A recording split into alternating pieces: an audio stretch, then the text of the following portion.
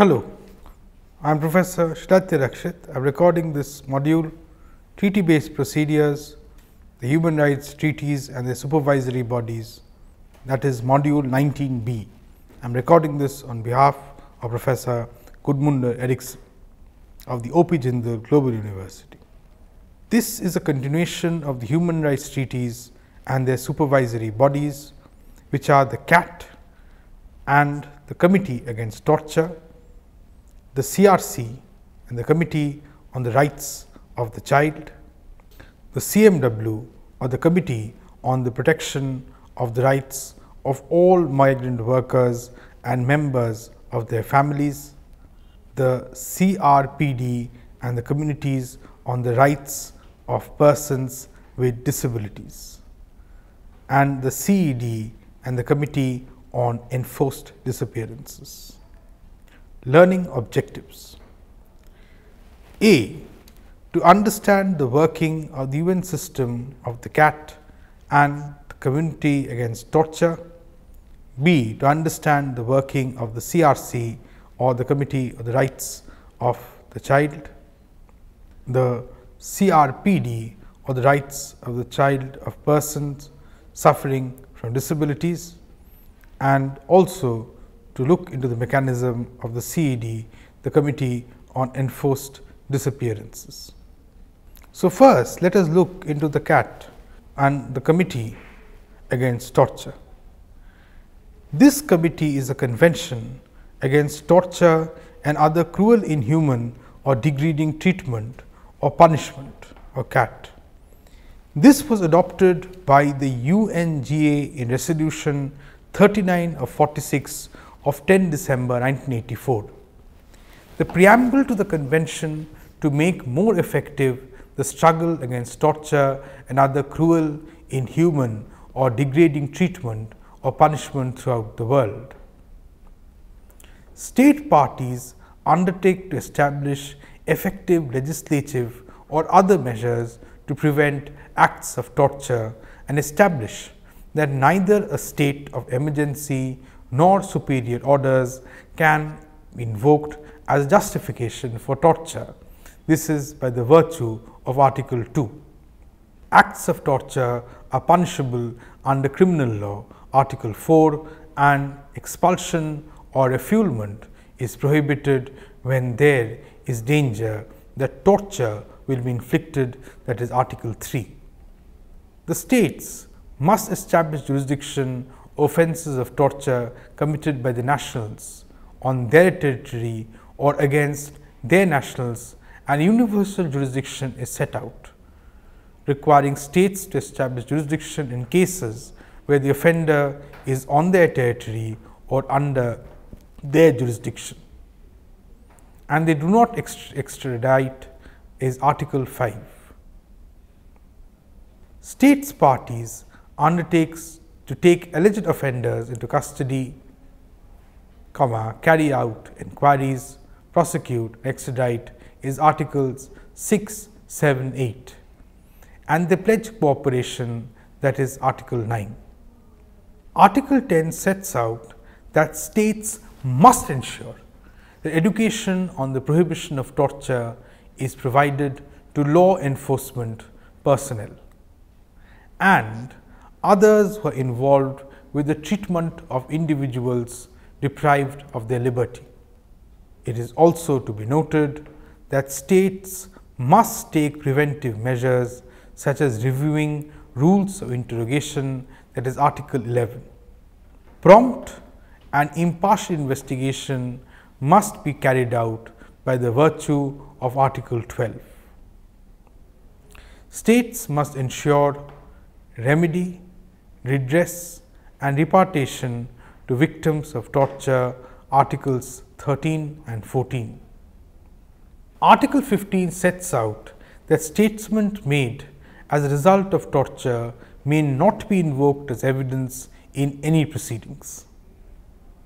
Under Article 17, the committee of 10 independent experts is made responsible for supervising compliance with the convention and elected for a period of 4 years.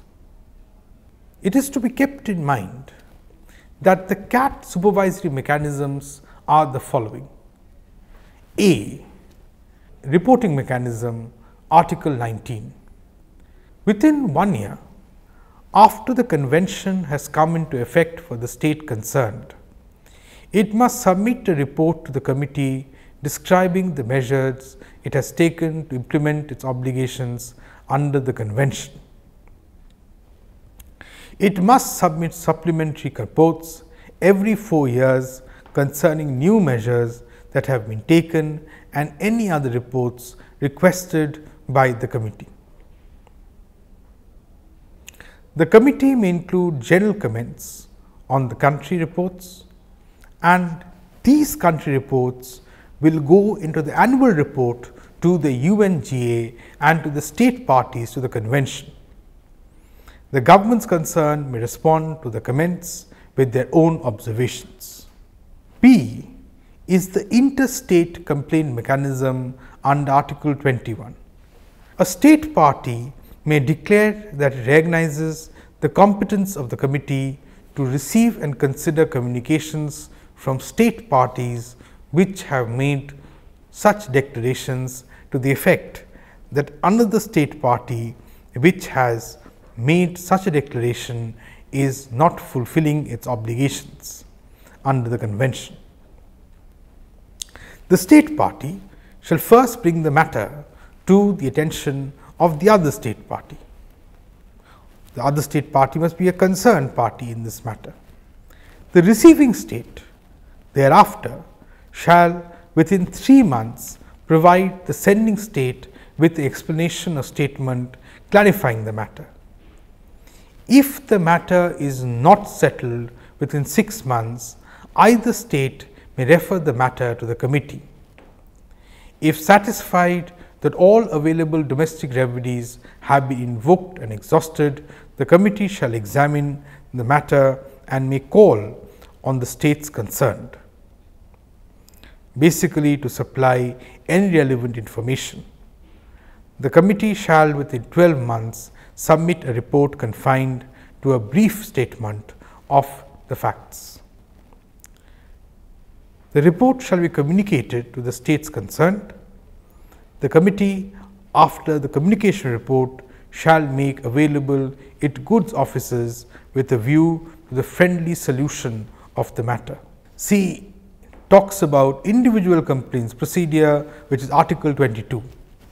A state party may declare that it recognizes the committee to receive and consider communications from or on behalf of individuals subject to its jurisdiction claiming to be victims of a violation by the state of the convention.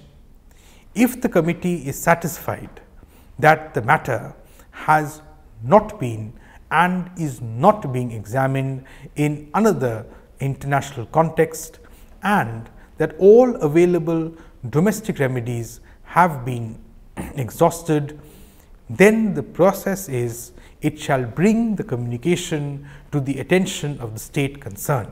Thereafter, the state shall submit explanations or statements clarifying the matter and the remedy, if any. After examination, the committee shall forward its views to the state and the individual. D talks about the inquiry procedure, Article 20. If the committee receives reliable information which appears to it to contain well-founded indications that torture is being systematically practiced in a state party, it shall invite the state to submit its observations. The committee may designate one or more of its members to make a confidential inquiry and to report urgently to it. The committee shall seek the cooperation of the state concerned in agreement with the state. The inquiry may include a visit to its territory. After examining the findings of the inquiry, the committee shall transmit them to the state concerned together with any comments and suggestions. The committee may, after consultations with the state, include a summary account of the results of the proceedings. These proceedings will then find mention in the annual report of its activities. All the proceedings shall be confidential, and the cooperation of the state concerned shall be sought at all stages of the proceedings. An optional protocol to the convention was adopted by the UNGA in Resolution A/RES 57-199 on 18 December 2002. After that, it entered into force on 22nd June 2006. As of June 2015, there were 78 states parties to the protocol.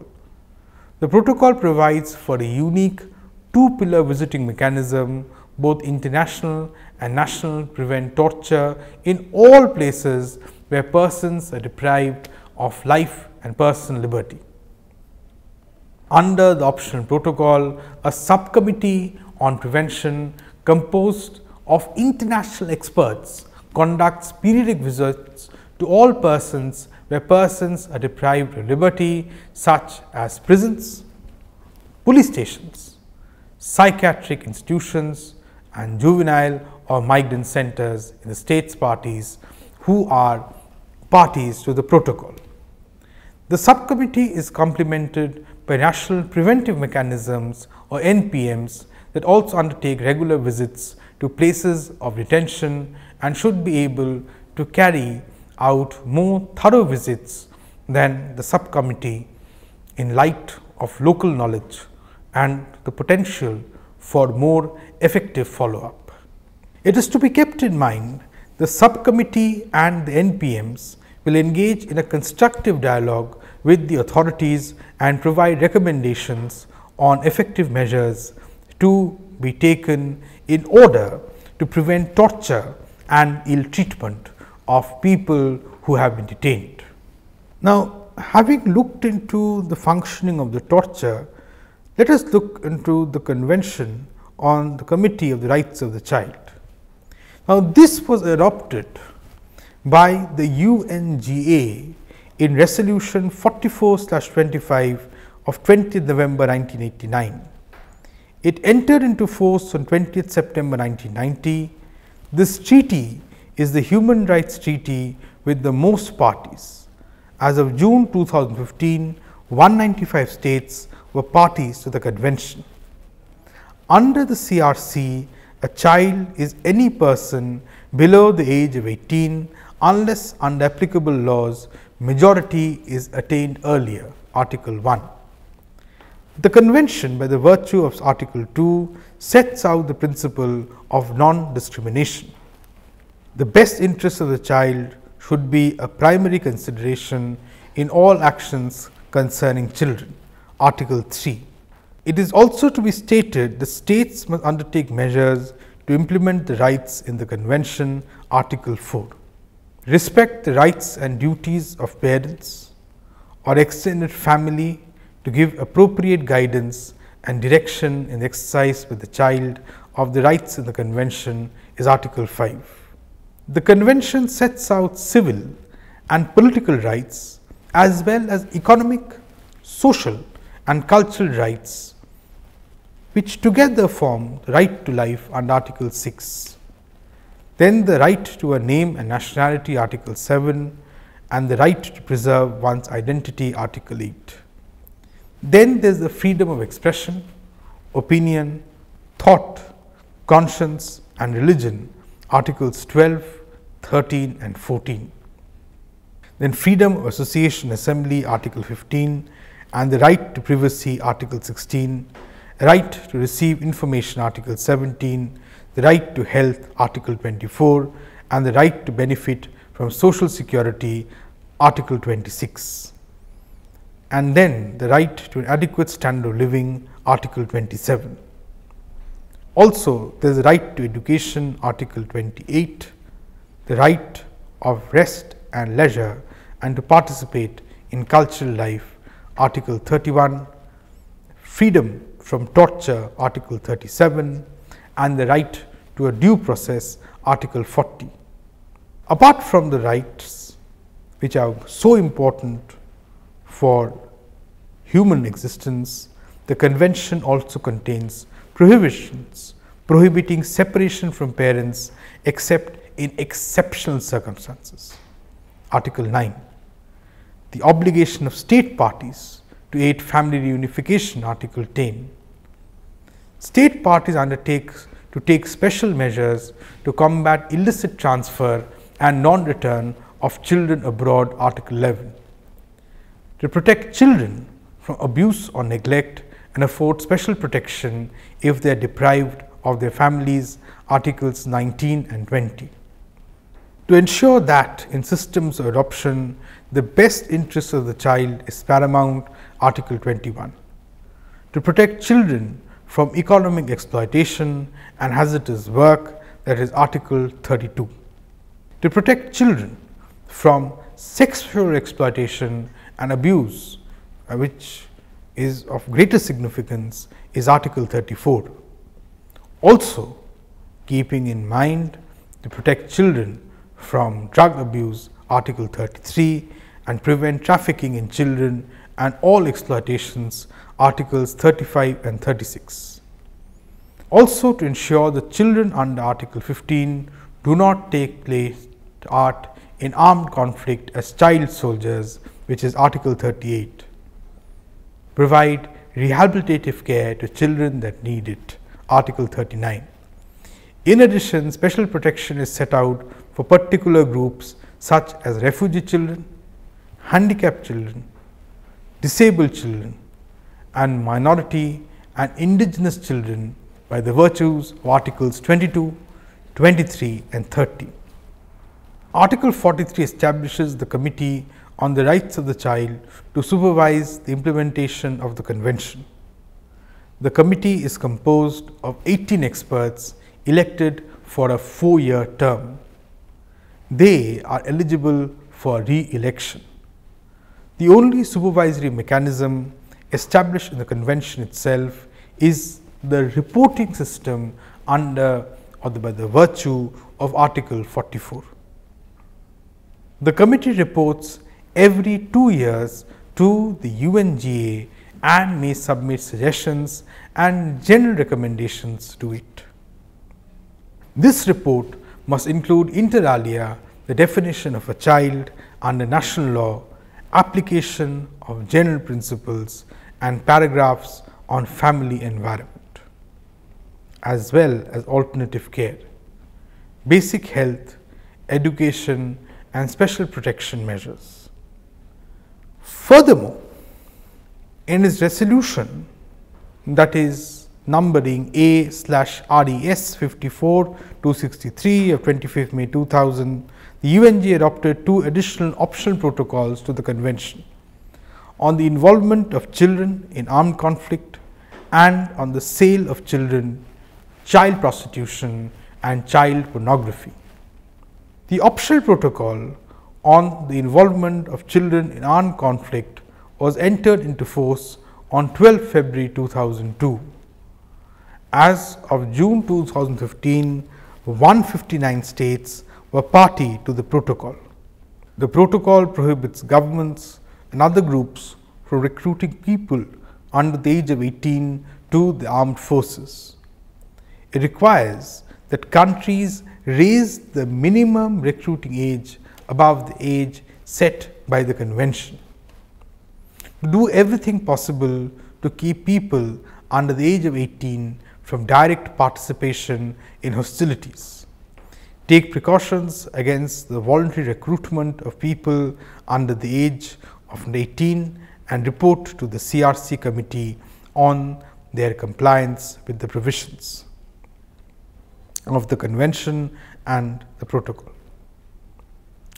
The optional protocol on the sale of children, child prostitution and child pornography entered into force on 18 January 2002. As of June 2015, 169 states were party to the protocol.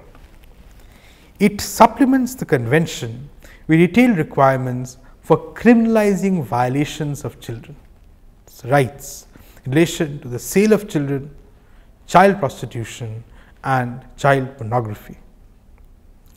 The protocol defines the offences of sale of children, child prostitution and child pornography. An optional protocol on a communications procedure was adopted by the UNGA in Resolution 6366/138 of 19 December 2011. It entered into force on 14th April 2014. As of June 2015, 17 states were party to the protocol. The additional supervisory mechanisms under the optional protocol are individual and collective complaints mechanisms, that is Articles 1 and 5. A state party, by becoming party to the optional protocol, recognizes the competence of the committee to receive and consider communications from, on behalf of an individual or group of individuals within its jurisdiction claiming to be victims of a violation by the state of the rights set forth in the convention or its optional protocols. If the committee is satisfied that the matter has not been examined in another international context, and further that all available domestic remedies have been completely exhausted, it is then that the state shall submit explanations or statements clarifying the matter and the remedy, if any. After examination, the committee shall transmit its views to the parties together with its recommendations. It shall also give due consideration to the views of the committee together with its recommendations, if any, and submit this to the committee within 6 months. It is within this time a response including information on any action taken in light of the views and recommendations shall be looked into. The committee may invite the state to submit further information about any measures it has taken in response to its views or recommendations. Taking such interim measures as may be necessary in exceptional circumstances to avoid possible irreparable damages to the victims of the alleged violation. It is to be kept in mind that there is an interstate complaints procedure by the virtue of Article 12. A state party may declare that it recognizes the competence of the committee to receive and consider communications from state parties which have made such declarations to the effect that another state party which has made such a declaration is not fulfilling its obligations under the convention or the optional protocols. Then there is an inquiry procedure by the virtue of Article 13. If the committee receives reliable information indicating grave or systematic violations by a state party of the rights set forth in the convention or the optional protocols, it shall invite the state to submit its observations without a delay. After examining the findings of the inquiry, the committee shall transmit them to the state concerned without delay altogether with any comments, and also make recommendations, shall submit its observations to the committee as soon as possible and within 6 months of receiving the finding committee's comments and recommendations. It is to be noted that the committee may, after consultation with the state, include a summary account of the proceedings in its annual report of its activities. It is to be noted the inquiry shall be conducted confidentiality, and the cooperation of the state in question shall be sought at all stages of the proceedings. The optional protocol includes an opt-out clause allowing states upon ratification or accession to declare that they do not accept the inquiry procedure.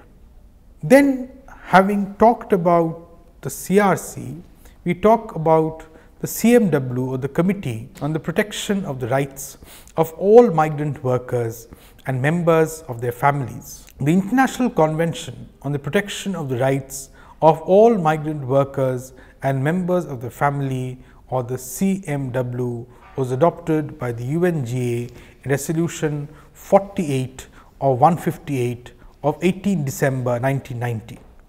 It entered into force on 1st July 2003. As of June 2015, 48 state parties were parties to the convention. Part 1 of the convention sets out the definitions.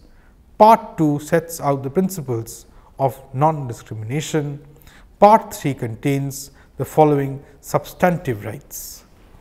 These rights are the freedom of movement, Article 8, the right to life, Article 9, prohibition of torture, Article 10, prohibition of slavery or forced labor, Article 11, freedom of thought, conscience and religion, Article 13-12, freedom of opinion and information, Article 13, privacy, Article 14, property, Article 15, liberty and security, Article 16. Humane treatment under detention and fair trial, Article 17. Equality before the courts, Article 18. The right not to be imprisoned for debt, Article 20. The right to consular services or consular assistance, Article 23. The right to be recognized before the law, Article 24. And furthermore, the freedom of association under Article 26. Social security and medical care, Article 27 and 28. Also, cultural identity by the virtue of Article 31. The right to transfer earnings and savings, Article 32. And in addition, the convention stipulates that it is prohibited to destroy identity documents of migrant workers by the virtue of Article 21. It also sets out rules governing the expulsion of migrant workers and their families by the virtue of Article 22. It contains special provision on children of migrant workers, establishing that they must have the right to a name, to registration of birth and to a nationality by the virtue of Article 29, the right to education by the virtue of Article 30. The convention establishes that migrant workers must not receive treatment less favorable than nationals in respect of remuneration, that is Article 25. They have the right to be informed about their rights under the convention, Article 33.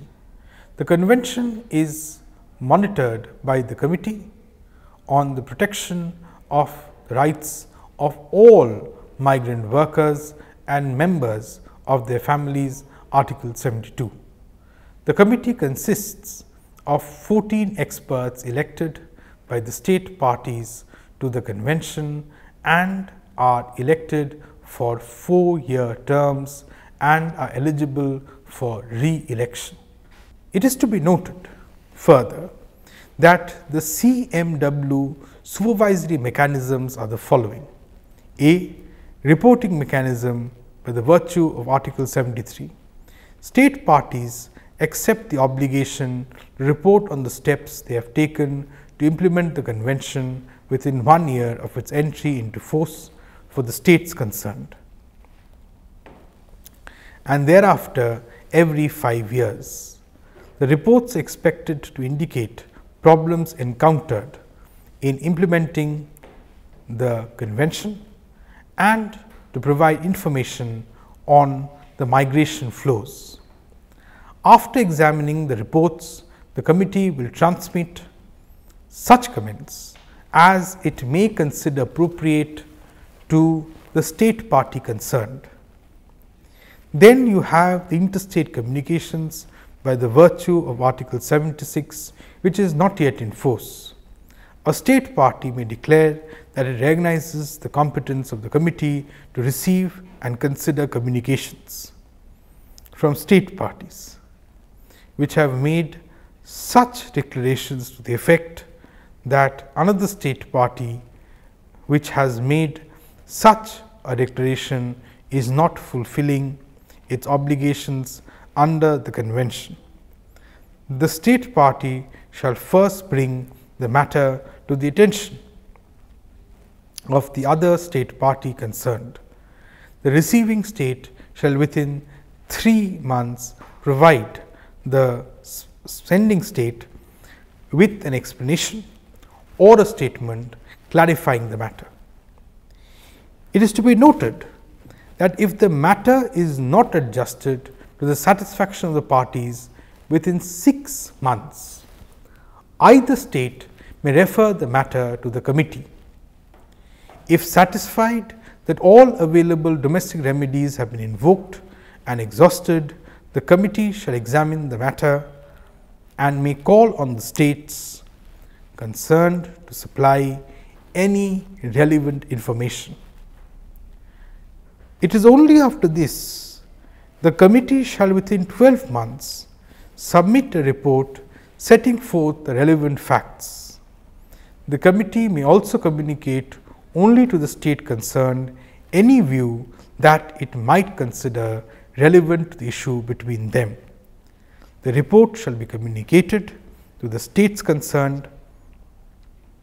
The committee shall make available its good offices with a view to the friendly solution of the matter.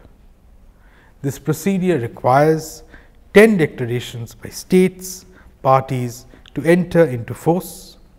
As of June 2015, one state has made a declaration.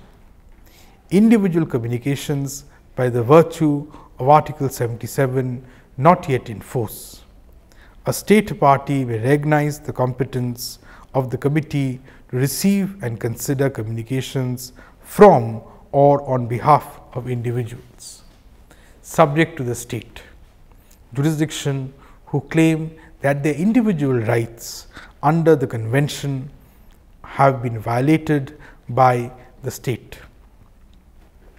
It is to be noted, if the committee is satisfied that the matter has not been and is not being examined in another international context, and that all available domestic remedies have been availed of or exhausted, it shall bring the communication to the attention of the state. The state shall submit its explanations or statements clarifying the matter and the remedy, if any. After examination, the committee shall forward its views to the state and the individual. This procedure requires 10 declarations by state parties to enter into force. As of June 2015, 4 states has made such declarations. Then you have the CRPD and the Committee on the Rights of Persons with Disabilities Convention on Rights of Persons with Disabilities. It is also known as CRPD, adopted by the UNGA in Resolution 61 of 106 of 13 December 2006 and entered into force on 3rd May 2008. As of June 2015, 154 states were parties to the convention, 86 states were parties to the optional protocol. It ensures the full, effective and equal enjoyment of all human rights and fundamental freedoms by persons with disabilities, and to promote respect for the inherent dignity. Article 2 enshrines the principles upon which the convention is based. First, convention is based on dignity, freedom of choice, independence, non-discrimination, full inclusion, participation, respect for difference, acceptance of disability as a part of human diversity and equality of opportunity accessibility and equality between men and women, and respect for the evolving capacities of children with disabilities and their right to preserve their identities. It is to be kept in mind that the states shall also consult with and actively engage persons with disabilities and their organizations in the development and implementation of policies and legislation aimed at implementing the Convention. This is by the virtue of Article 4.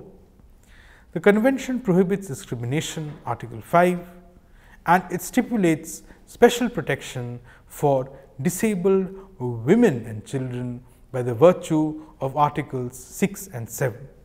State parties have a duty to adopt immediate and effective measures to raise awareness of disability throughout society, basically to combat stereotypes and promote an image of persons with disabilities as capable and contributing members of society by the virtue of Article 8.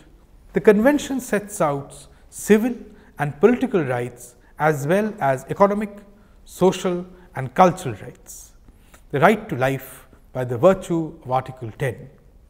Equal recognition before the law by the virtue of Article 12, access to justice by the virtue of Article 13, and liberty and security of the person by the virtue of Article 14, and freedom from torture by the virtue of Article 15, and also freedom from exploitation, violence and abuse, Article 16. Integrity of the person, Article 17, as well as liberty of movement and nationality, Article 18. Freedom of expression and opinion and access to information by the virtue of Article 21, and respect for privacy by the virtue of Article 22, and respect for the home and the family by the virtue of Article 26, and education, Article 24, health, Article 25, work and employment, Article 27. Then there should be an adequate standard of living and social protection by the virtue of Article 28, and also participation in political and public life by the virtue of Article 29, and rights specific to this convention include the rights to live independently and to be included in the community by the virtue of Article 19. Then there is a right to protection and safety of persons with disabilities in situations of risk by the virtue of Article 11, the right to personal mobility, Article 20, the right to habilitation and rehabilitation by the virtue of Article 26, and the right to participation in cultural life, recreation, leisure and sport by the virtue of Article 30. It is kept in mind that parties to the Convention shall raise awareness of the human rights of persons with disabilities, which is governed by Article 8. They shall ensure access to the physical environment, to transportation, to information and communications, and to other public facilities and services by the virtue of Article 9. Article 31 commits state parties to data collection and statistical analysis as essential measures in formulation and implementation, appropriating policies with respect to the rights of persons with disabilities. The Convention recognizes the importance of international cooperation for the realization of rights of disabled persons, stipulating that state parties will undertake appropriate and effective measures in this regard between and amongst themselves, and as such appropriate in partnership with relevant international and regional organizations and civil society, in particular organizations of persons with disabilities. This is by the virtue of Article 32. The Convention is monitored by the Committee on the Protection of the Rights of Persons with Disabilities. The committee consists of 18 independent experts elected for of 4-year terms renewable once, and should also include experts who are themselves disabled or suffer from some kind of disability in order to get a humane understanding of the matter. The convention contains a unique provision regarding national monitoring and implementation by Article 33.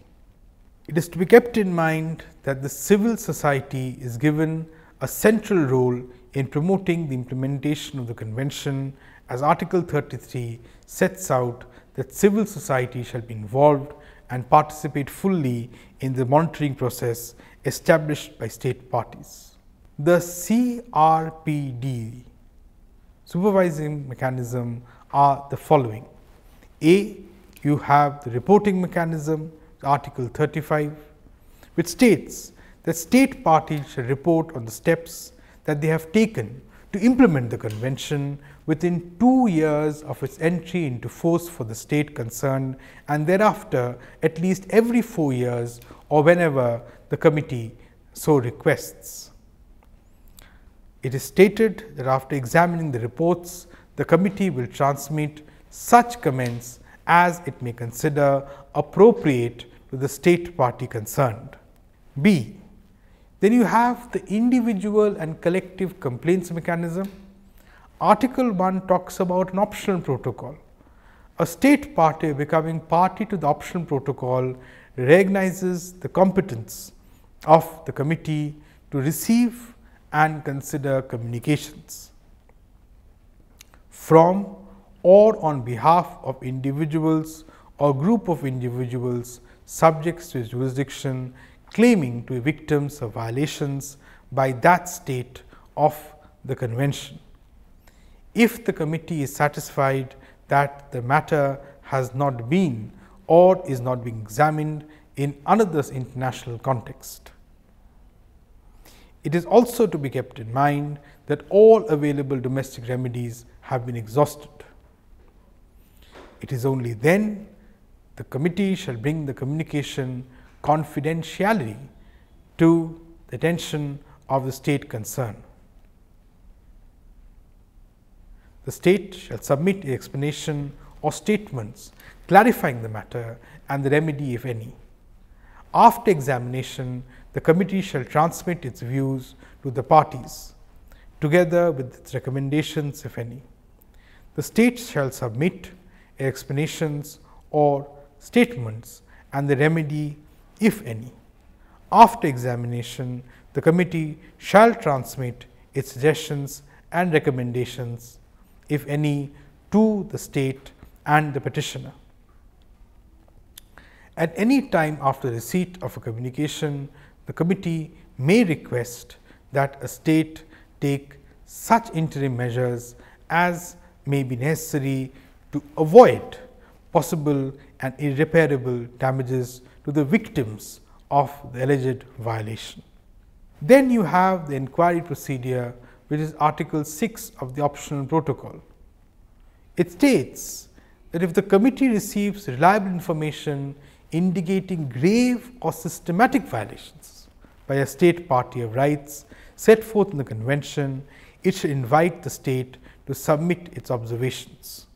The committee may designate one or more of its members to conduct an inquiry and report urgently to it. Where warranted and with the consent of the state concerned, the inquiry may include a visit to its territory.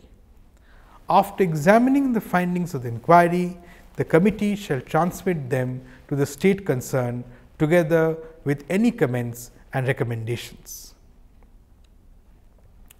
The state shall submit its observations to the committee within 6 months of receiving the findings, comments and recommendations. Thereafter, the committee may invite the state to inform it of the measures taken in response to the inquiry.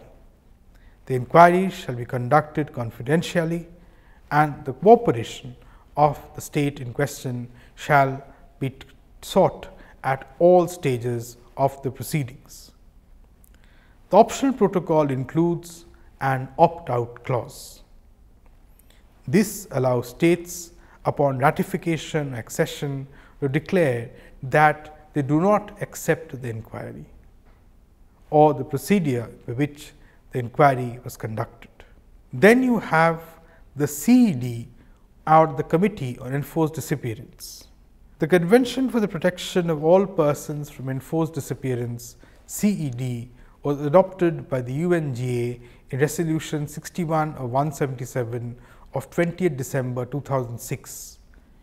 It entered into force on 23rd December 2010. As of June 2015, 46 states are party to the convention.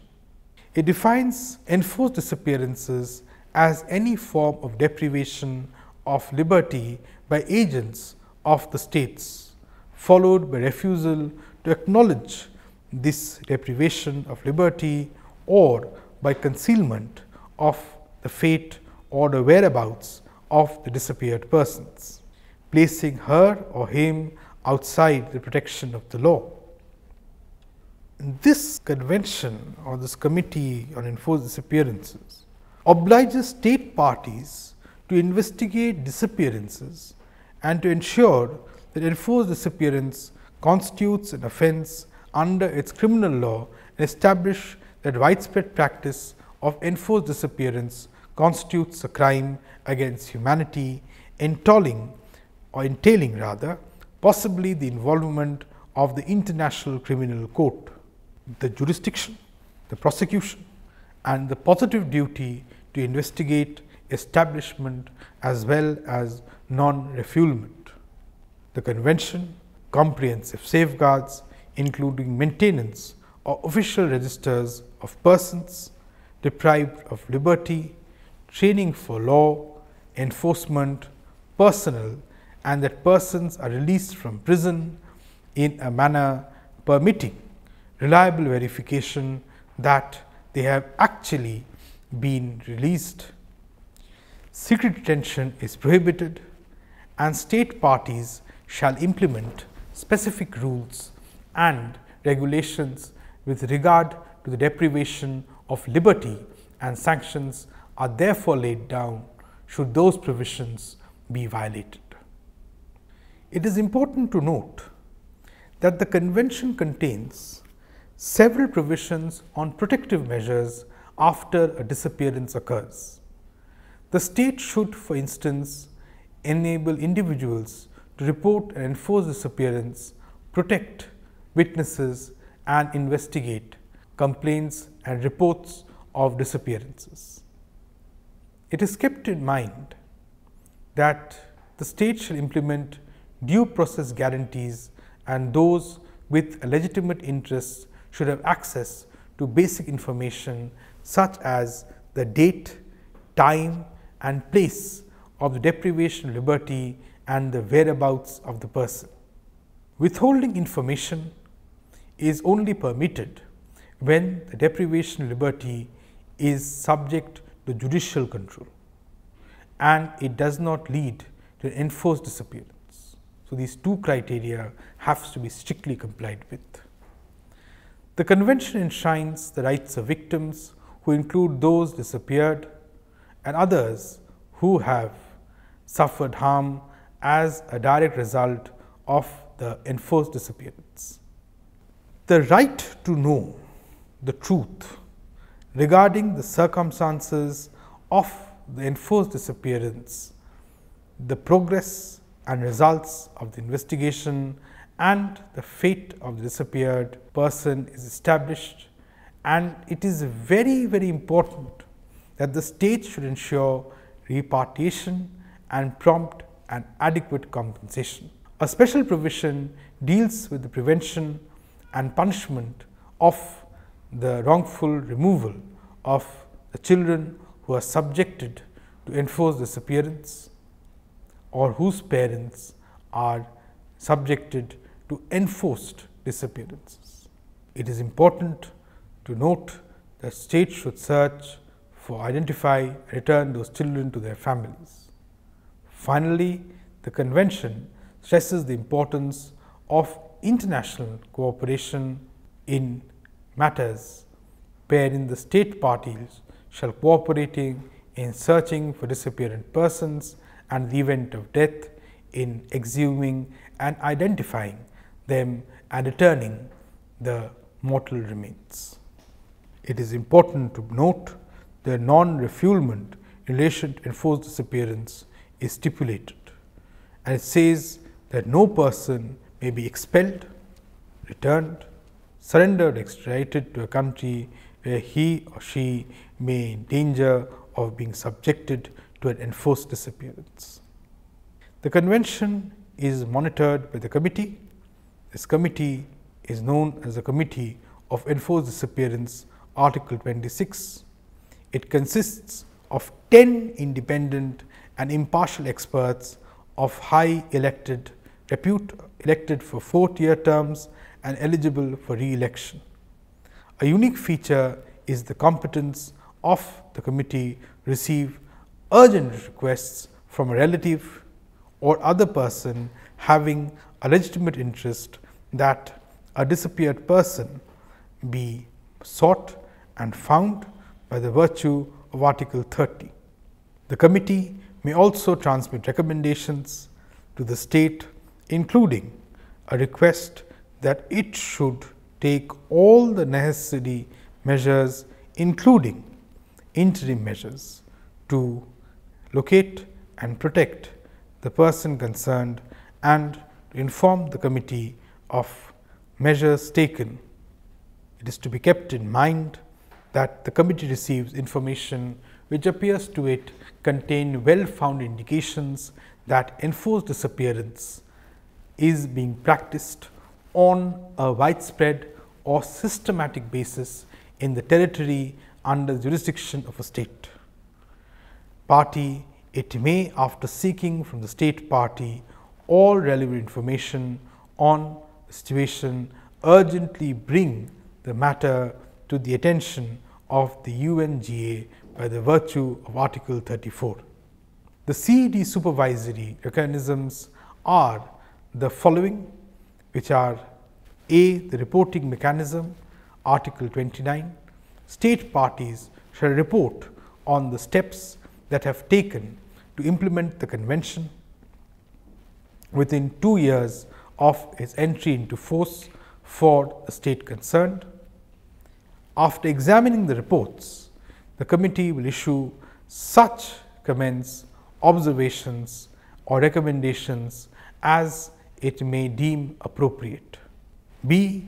Individual communications. By the virtue of Article 31, a state party may, by a declaration under Article 31, recognize the competence of the committee to receive and consider communications from or on behalf of individuals subject to his jurisdiction, claiming to victims of violations by the state of the convention, if the committee is satisfied that the matter is not being examined in another international context and that all available domestic remedies have been exhausted.